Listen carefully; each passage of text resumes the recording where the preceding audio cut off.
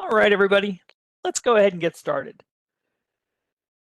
So thanks for joining me today for today's webinar, NIST SP 800-171 and CMMC compliance.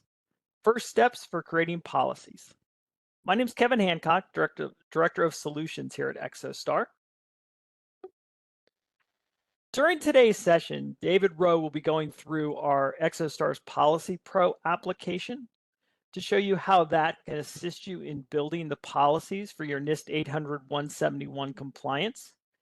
If you'd like to follow along as David does this, I would encourage you to go to the URL you see and the one that we'll post in chat as well. That's where you can sign up for a free trial of PolicyPro if you don't already have one. That'll allow you to follow along, understand how PolicyPro works, and let you know whether or not it'll work for you in your current needs. So before I get started, just a few housekeeping details. So today's session is scheduled to last 45 minutes to an hour. It does include question and answer. Those questions were submitted when you signed up for today's webinar.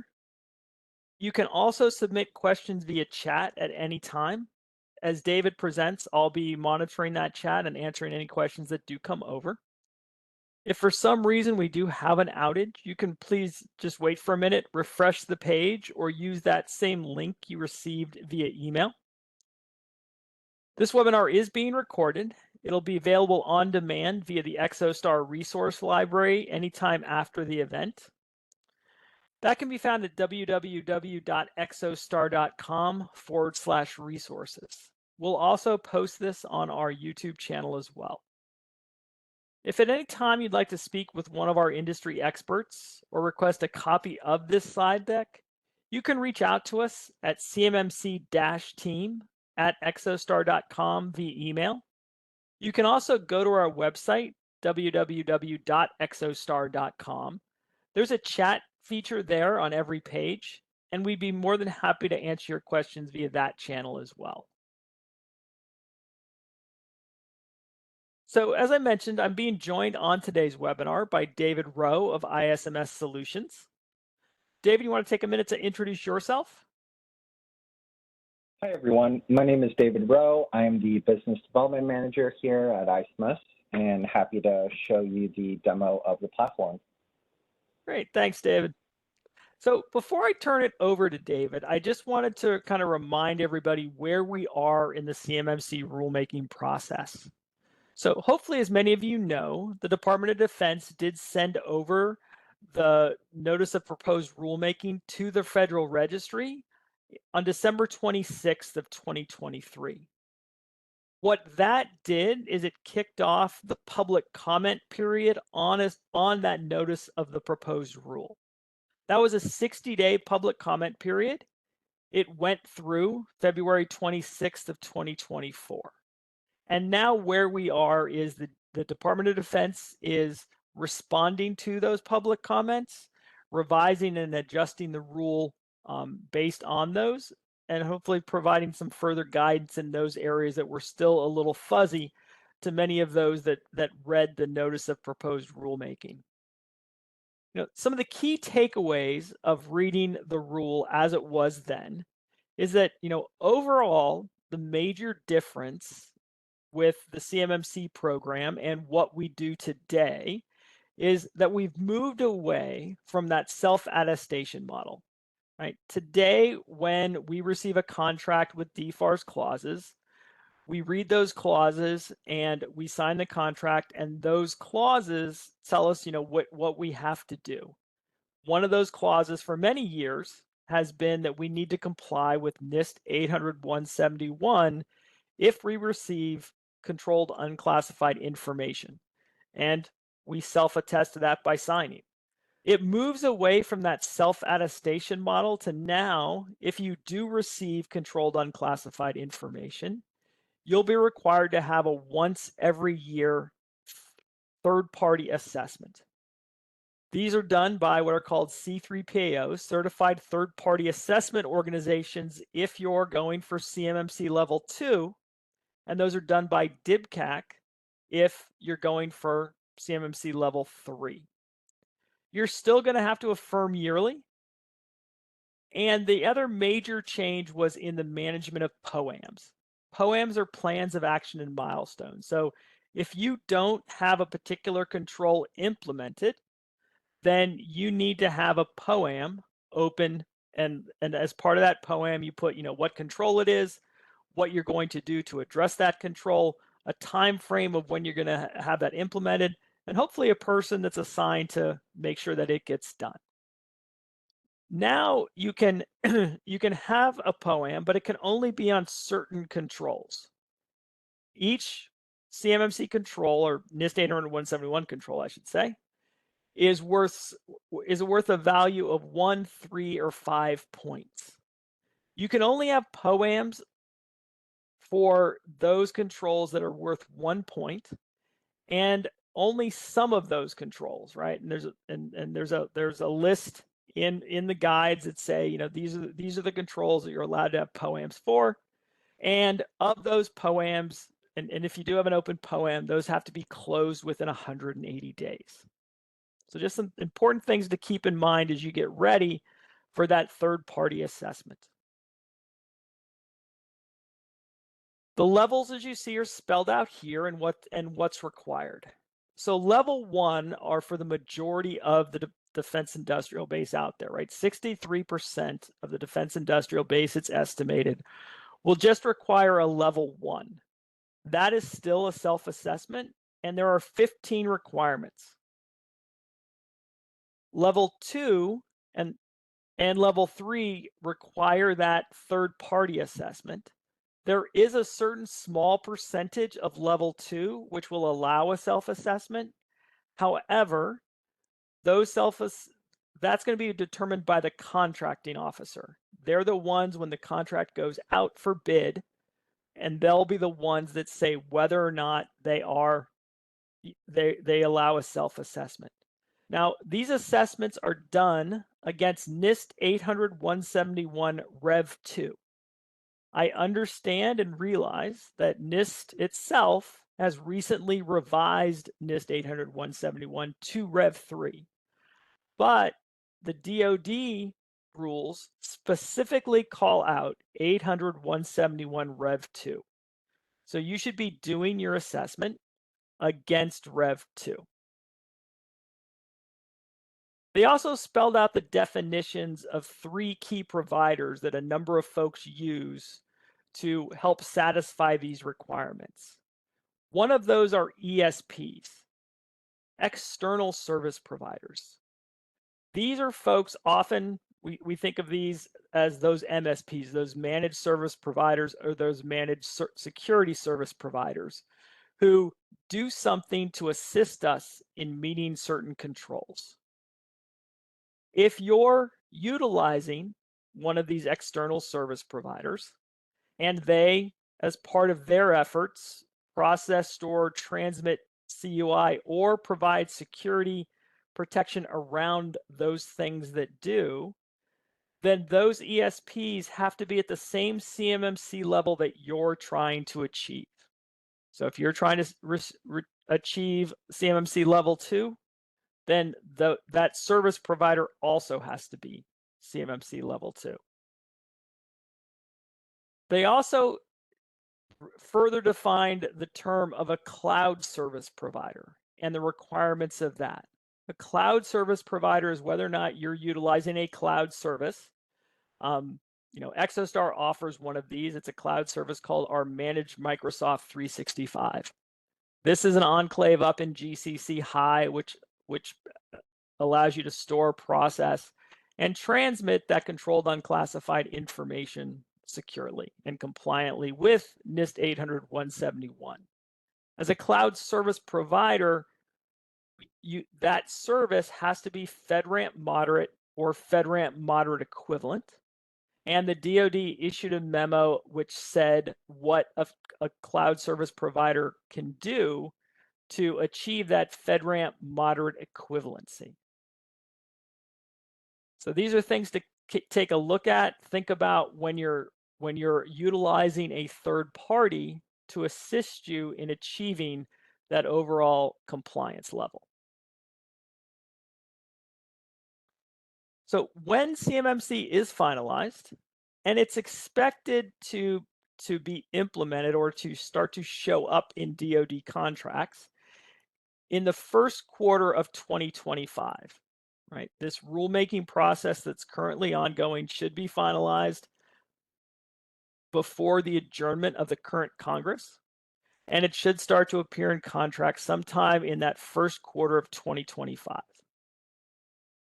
When it gets implemented, the notice of proposed rulemaking also laid out a 30-month implementation process.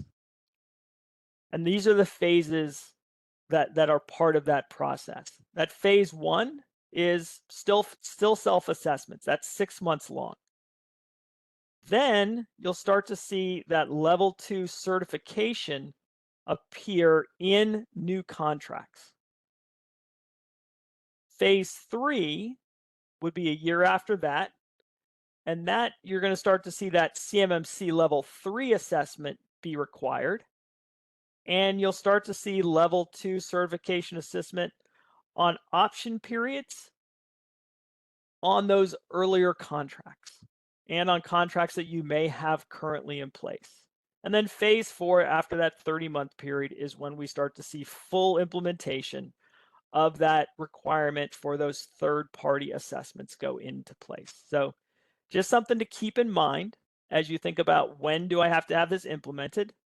When do I need to make sure I have that third-party assessment taken care of? Because you'll need that if you want to bid on a contract. Most contracts will require that you have that third-party assessment completed before you bid on that contract. Okay, so with that said, there are still things you need to do today, right? So I would encourage you to look at your current contracts. If you receive controlled unclassified information and you have DFARS clauses 7012, 7019, or 7020, you're still required today to comply with NIST 800-171. You've got to have those controls in place, or you got to have an assessment done of how you've implemented those controls. You should have open POA&Ms if you haven't fully implemented some of those controls. And if you've got that 7019 clause in your contract, you should have gone into the Supplier Performance Risk System, the SPRS system, enter your cage code, and entered your score. You score your assessment of NIST 800-171. As I mentioned before, each control is worth somewhere between 1, 3, and 5 points. And you'll get a score somewhere between a -203 and 110.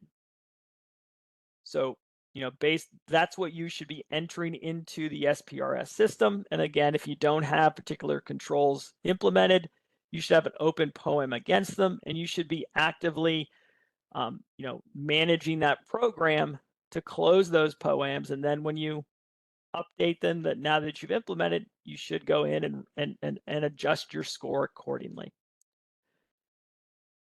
So hopefully everybody's doing that today, or at least we'll start doing that, and this should get you on that way to satisfying those requirements once CMMC takes effect. Now, what we're going to talk about today is Exostar's PolicyPro. And PolicyPro allows you to improve or create those policies around those 14 control families, right? There are 110 individual controls that are grouped into 14 control families. In each of those, you need the overarching policy of how you think about and want to enforce that particular set of controls.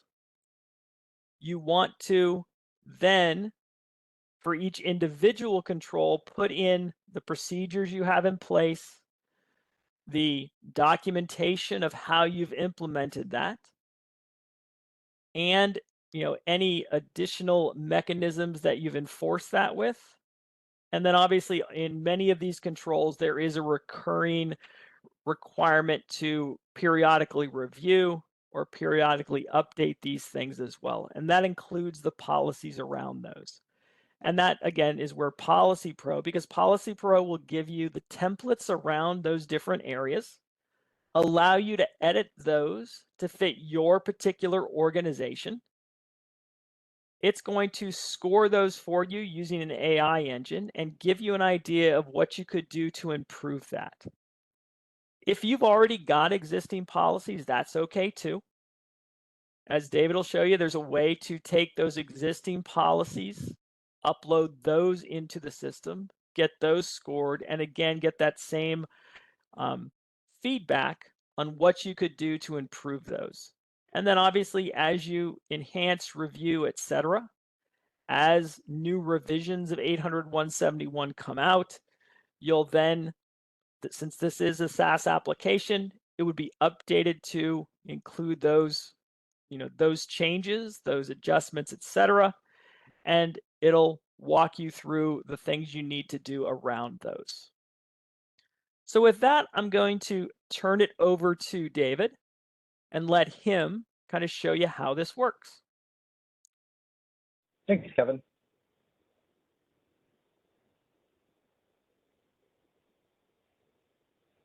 All right, so as Kevin mentioned, we'll be walking through a demo of the platform Exostar PolicyPro. It is a SaaS-based platform designed to help you and your organization get compliant around those requirements that Kevin just mentioned, including the NIST 800.171 practices that are also tied to the same 110 practices within CMMC version 2.0.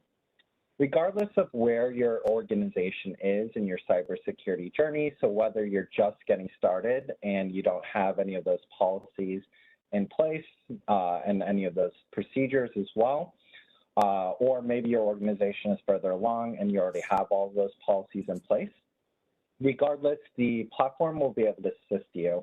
We'll start off utilizing our Policy Builder tool. And our Policy Builder, for today's example, we'll be walking through a level 2 example. So you can see the 14 different policy families associated with CMMC, including access control all the way down to system and information integrity. The first time through on the platform, you'll receive this pop-up here, which is a brief explanation of what policies are, as well as some of the other documents that are required for both CMMC as well as NIST. Those documents include things like the gap assessment, the risk register, the POA&Ms, as well as the SSP, which is your system security plan. We do provide some basic templates to those documentation if you don't have them already. If you need some further assistance, there is another product that Kevin will talk about after this demo, which is called Certification Assistant, and it's also part of the Exostar CMMC Ready Suite. We'll move on to the policies, however, and we'll start off with an access control example here. So once you've selected the policy domain, you'll come to our Prepare, Gather, and Consult page. This is everything your organization or yourself will need to prepare prior to getting started with the actual policy template itself. For example, it could include things like gathering your organization's processes, procedures, and other related documentation to these access control topics. Additionally, who you might want to consult with, whether they are internal or external stakeholders. For example, it could include people like your network administrator, head of IT, or CISO, and then any sort of outside contractor if applicable. So those could be your external service providers, your MSPs, your MSSPs, etc. Once you have all of that prepared, you'll then go on to the policy template. And all of our policy templates are broken out into a couple different sections. We've got the header here, which includes your organization name, the department or departments this policy falls under, the issue date for when you finalize the policy, approved by, and the tracking number. The tracking number can be used in a number of ways. Most people use it to keep track of the version number of the policy. So as you work on revisions and updates, And as you work on periodic reviews, you'll update that tracking number accordingly. The other sections include the purpose, the scope, and the individual practices. So the bulk of your work is going to be done primarily in these practice sections. There are 110 practices for level 2 associated with those 14 family domains. Before we move on to the practices, for those who still need the NFO and NCO control documentation as well, we also have templates to those. So above the practices, there is a link to the NFO and NCO control templates. So click there and you can access those documents as well. Moving on to the practices, there's a couple key pieces of information here that you want to review prior to even getting started with the template. The first part is the practice ID number. In this case, it's access control 3.1.1. Next to that is the practice ID description, limiting information system access to authorized users. And then underneath each of those descriptions, you'll see some guidelines. And the guidelines will help you understand exactly what is included or what should be included in that particular policy, as well as kind of in plain English, what exactly that particular practice is about. Once you're ready to begin, you'll click on the pencil icon here located on the right-hand side, and that's going to bring up the policy template for 3.1.1. We can see a couple of pieces of information here. We can see that our policy is going to be talking about our organization's account creation, work from home, and bring your own device policy.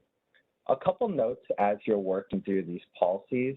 One, ensure you're reading through the entirety of the template. You want to ensure that what's written here reflects what your organization has implemented or what your organization plans on implementing based off these policies. Another important aspect are there's certain sections you want to pay particular attention to and customize, and we'll go through a couple examples here together. So here in the first paragraph, it says all account creations will be submitted by the requesting department manager to the IT support email address for completion using the account request ticketing system or other process. So there in the brackets, if you are utilizing a ticketing system to process and handle those account creations, that's what you want to fill in, whatever system it is you're utilizing. Or if you don't have a system for that particular creating accounts, then you want to make sure to fill in whatever other process it is you're utilizing. Another example is here in the second bullet where it says systems administrators and members of the IT support team shall respond and act accordingly to requests within a timely fashion, offering at least a blank hour turnaround for account creation. So again, there, depending on how long it's going to take your organization to handle those requests and create the accounts, you want to make sure to fill in that appropriately. So whether that's going to take your organization 4 hours or 24 hours, you want to make sure to fill in the appropriate sections. So it's definitely important to read through these templates and not just take them as is, because what your organization has implemented will definitely vary based on your organization's needs. Once you've made those changes, you'll save any changes you wish to make. And that's going to timestamp it as well as who the user was. So if you do have multiple users working on the platform, you'll see exactly which sections have been updated and by who, and which ones still need to be updated. Additionally, if you need to reset the policy, you can reset it using this reset button here. And that's going to simply reset the individual practice. So any other sections you worked on, whether it's another practice or purpose or scope, those will still remain with the changes you've made. Once you've kind of completed through this process of going through each practice and updating it to fit your organization, the second step is going to be clicking on this export button here on the bottom. And that's going to do a couple things. It's going to combine all of those sections I mentioned previously, so the header, the purpose, the scope, and those individual practices into an access control document that's going to be saved as a Word document into your local hard drive. It's also an important step prior to the next feature of the platform, which is the policy assessment piece. So moving on to the policy assessment, this is where you'll come to once you've completed that policy in Policy Builder, or as Kevin mentioned earlier, maybe your organization is further along and you already have all or some of your policies and you want to assess it to ensure that it covers everything it needs to cover for CMMC. So we'll go ahead and upload a document here, and as long as your document that you're uploading is in these accepted formats, doc, docx, or PDF, you're going to be able to assess it and analyze it. So we'll go ahead and submit that document here, and pretty quickly you'll receive some different results surrounding that document you've uploaded. You want to click on the detailed scorecard here to bring up this pop-up. And we assess your documents in a couple different ways. The overall assessment for this document is that it appears relevant in size, scope, and organizational customization. The overall assessment is comprised of 3 different key metrics. We've got the relevance, which is how many key terms or phrases are included in your policy. The higher that is, the higher the relevance and therefore overall assessment is going to be. The model similarity compares the policy you've uploaded to our model documents, and we do that for 2 reasons. One, to ensure it's been appropriately customized to fit your organization. So as I mentioned, if you are utilizing our templates, it's important to ensure that it fits your organization, as well as ensuring that it's covering everything it needs to cover. Finally, the word count is simply to ensure we have enough context surrounding those key terms and phrases to accurately assess your document. So if you see that word count as too low, chances are the overall assessment and overall score is not going to be as accurate if we don't have enough context to accurately assess your documentation. The overall score here, you can see it's a 70.7% for the document I've uploaded. And a note about our overall scoring, it is not like an academic score, meaning 90% as an A, 80% as a B, etc. Our overall scoring is a relevance scoring system, meaning anything above a 50% shows a relevant document. And I'll talk further on in the demo about how you can utilize the overall score along with the other assessment metrics to see how your policies are doing currently, as well as how they're doing over time. That's kind of the high-level overview of how your document's doing, but we also provide some granular feedback and exactly what you're missing and how you can improve your documentation. And we do that through our key elements not included, or KENNY for short. We have 2 different types of KENNYs, the control KENNYs as well as the general policy KENNY terms. The first example here, CUI non-public information, that is that key term or phrase that's missing in my policy that I should be looking to include in my next revision. However, you'll notice there's some additional information underneath that control KENNY. And that is that practice that is actually tied directly back to the standard itself, in this case, CMMC version 2, level 2. And that's tied back to the NIST 800-171 revision 2 controls as well. So for CUI non-public information, that's tied to 3.1.22. Underneath that is the discussion, and the discussion comes directly from the framework, so from CMMC. And so if you're unsure exactly what 3.1.22 is discussing, we provide that information directly within the platform itself. The documents for examination are going to be other sorts of documents, records, or materials that your organization might already have that can help you adjust that control KENNY. For example, it could be things like your security plan or a list of users authorized to post publicly accessible content. Again, any sort of documentation that can help address it. Additionally, these documents for examination would also be things that you would use to prove your implementation. So it could act as evidence, as artifacts of your implementation as well. Certain control KENNYs, for example, FIPS here, are going to be tied to multiple controls. In this case, it's tied to 3.1.13 as well as 3.1.17. In the case of FIPS or any other control KENNYs that are tied to multiple controls like this, you want to address it in each control that it's referenced under. The general policy KENNY terms are very similar in the sense that there are also key terms and phrases that are missing in my policy that I should be looking to include. However, you'll notice there's no collapse all, expand all with that additional information. And the reason for that is these general policy Kenny terms are not tied to a specific practice, but are more generic to the policy, in this case, an access control policy. So, for example, audit-related privileges, clear desk and clear screen, these terms are going to be more generic to that particular policy. So as you're working on reducing these Kennys down, including them into your documentation, that's the way you're going to be working through the scorecard and be able to improve your documents. You can also export these results into a PDF as well, and that's going to allow you to save it to your local hard drive or share it with others who may not be on the platform. One last feature I want to talk about in policy assessment is this management approval button. So I'll go ahead and click this here, and we can talk about it further in our dashboard.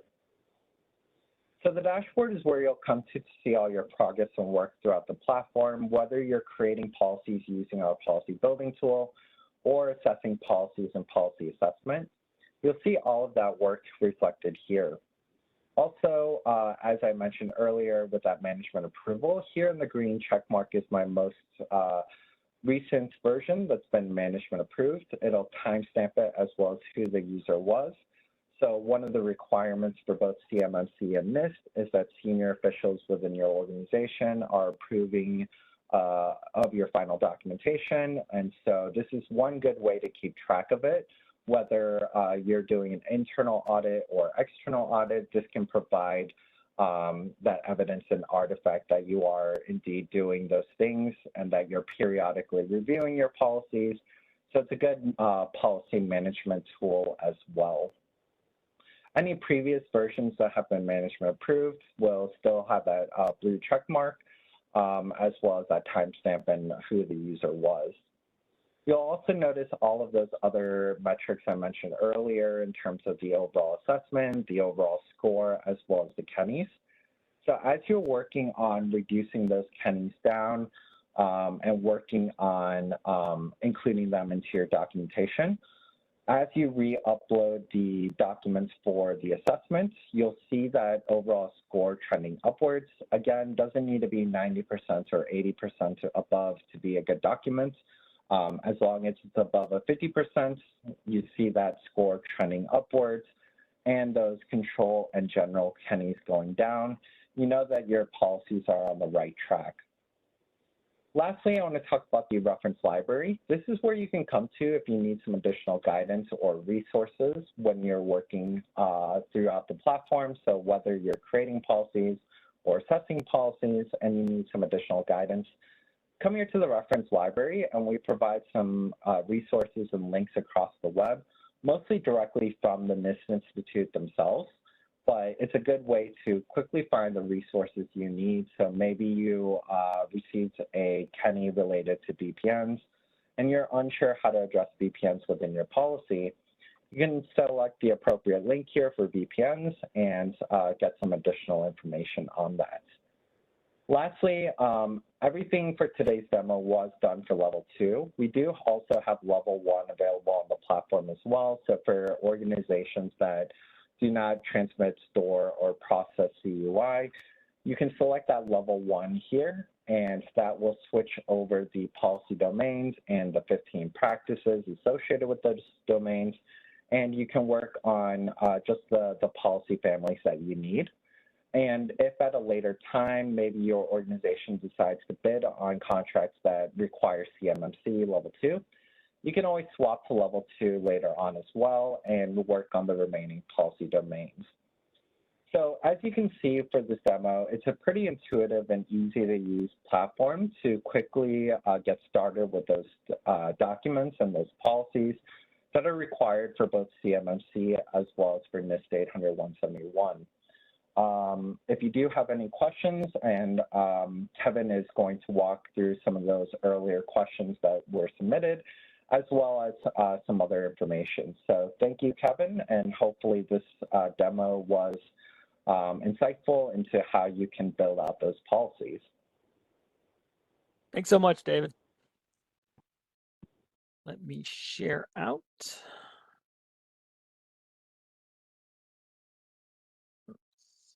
There we go.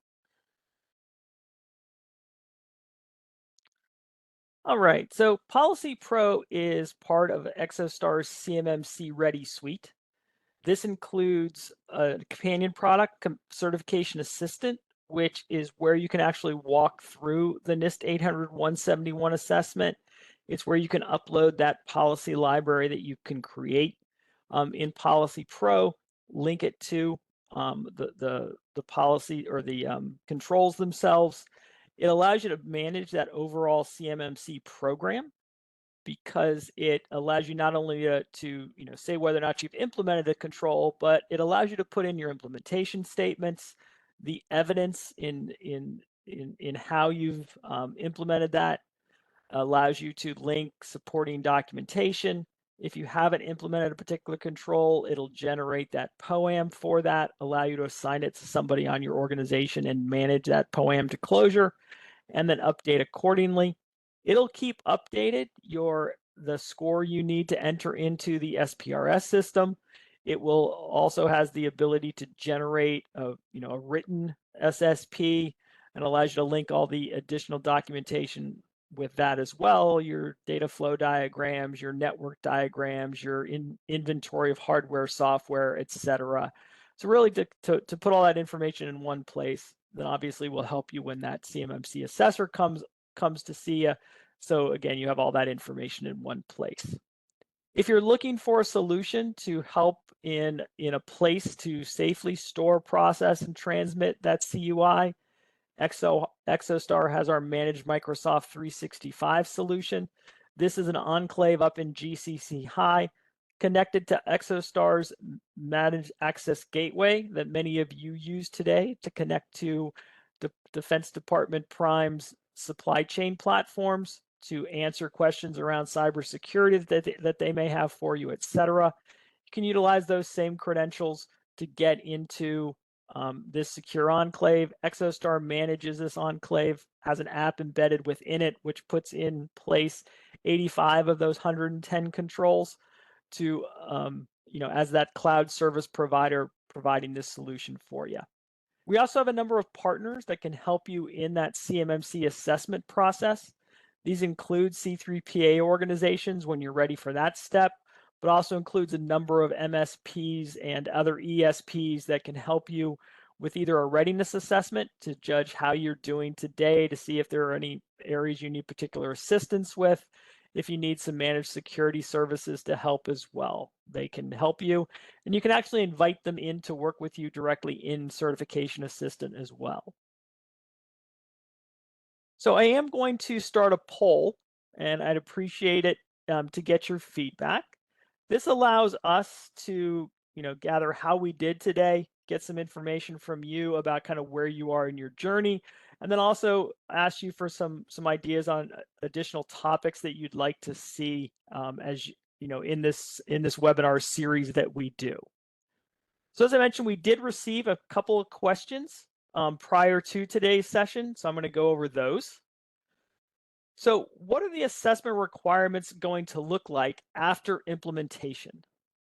So I think what this means is, when an assessor comes on site after CMMC is implemented, what are they going to be looking for?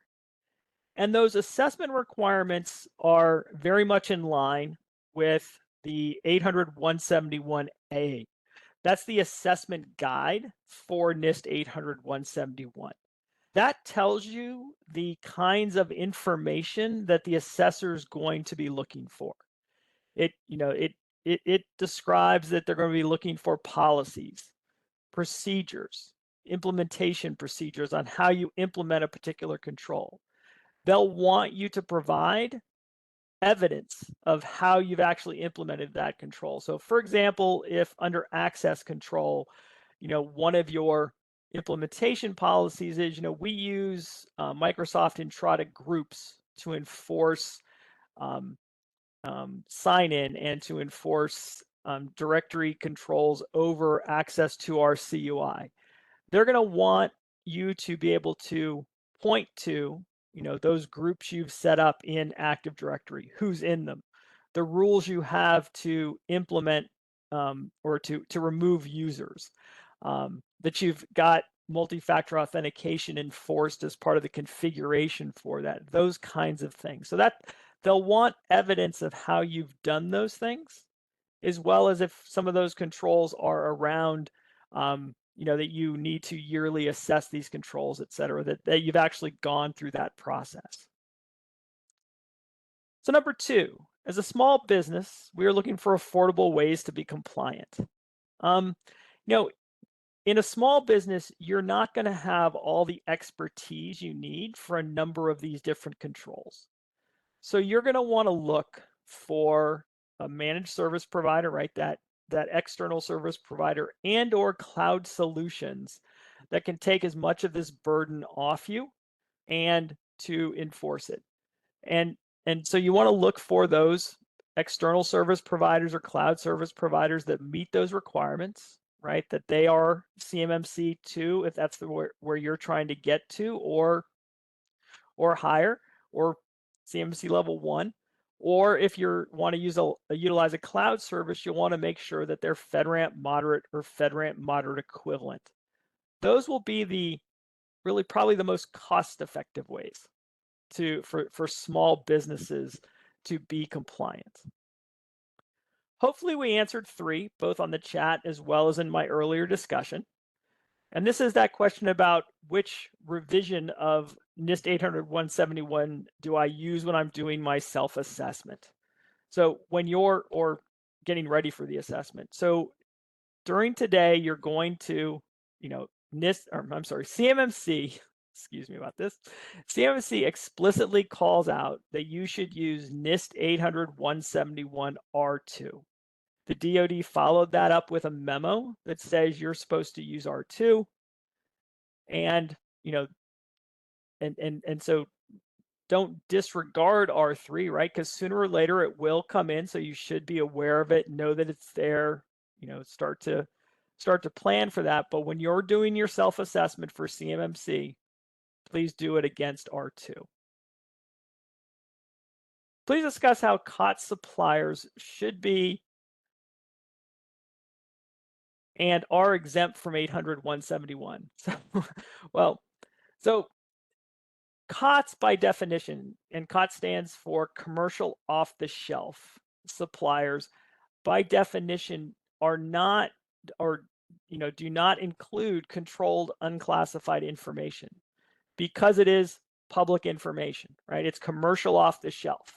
So those kinds of products, services, et cetera, are, the information about them, specs, et cetera, are all publicly available today. So those things aren't considered controlled unclassified information. So in those cases, your organization most likely is just a level 1 CMMC. So there are still requirements, right? You'll still need to satisfy those 15 requirements around the FCI, right? The federal contract information. But you shouldn't be receiving, you shouldn't be processing, transmitting, or securing controlled unclassified information if all you're doing is COTS. All right, so those are all the questions we got, and I think we answered all the ones that came in over chat. So this webinar and workshop is part of our series of these. We run 3 workshops like this a month, two additional ones around products. We have one around our certification assistant. We have a weekly workshop around our Managed Microsoft 365. And then we also have a general CMMC topic webinar as well. Those are on Wednesdays, the 2nd, 3rd, and 4th Wednesdays of each month at 2 o'clock, except for that Managed Microsoft 365. That's a weekly workshop every Thursday, every Thursday at 2 o'clock. All of these you can sign up for on our website if you go to www.exostar.com/events. As I mentioned before, PolicyPro does have a free trial. You can certainly sign up for that on our website, get access to the application, and and try it out, see if it fits your needs. Same thing with that certification assistant application I mentioned as well. That also has a free trial available from our website. I encourage everyone to sign up for these, see if they meet their particular needs. Provide some additional information around CMMC so you can further educate yourself on how you're doing. So really, that's kind of all I've got for today. I saw some chats come in. I'll make sure I cover those. If those who submitted those want to hang out for a little bit, but I want to thank everybody for joining today. I want to thank everybody for your time and attention.